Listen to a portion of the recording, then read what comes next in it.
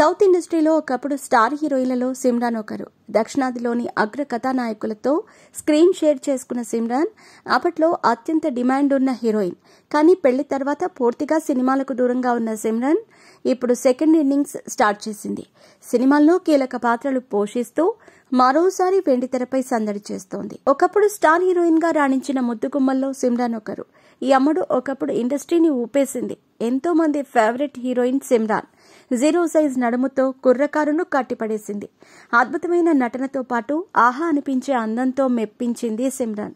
Young హీరోల దగ్గర నుంచి అగ్ర హీరోల వరకు అందరి సరసన నటించి ఎన్నో సూపర్ హిట్స్ అందుకుంది సిమ్రాన్. తెలుగులో ఎన్నో సూపర్ హిట్ సినిమాల్లో నటించింది సిమ్రాన్. స్టార్ హీరోలు కూడా అప్పట్లో ఈ అమ్మడి డేట్స్ కోసం ఎదురు చూసేవారు. తెలుగుతో పాటు తమిళ్, కన్నడ, హిందీ భాషల్లోనూ నటించింది ఈ క్రేజీ బ్యూటీ.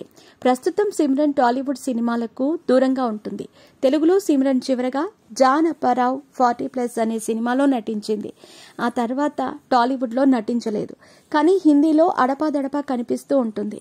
అలాగే తమిళ్లో వరుసగా సినిమాలు చేస్తోంది సిమ్రాన్. తమిళ్లో చివరగా అందఖన్ సినిమాలో నటించారు ఈ స్టార్ హీరోయిన్. అలాగే సోషల్ మీడియాలోనూ సిమ్రాన్ చాలా యాక్టివ్గా ఉంటుంది.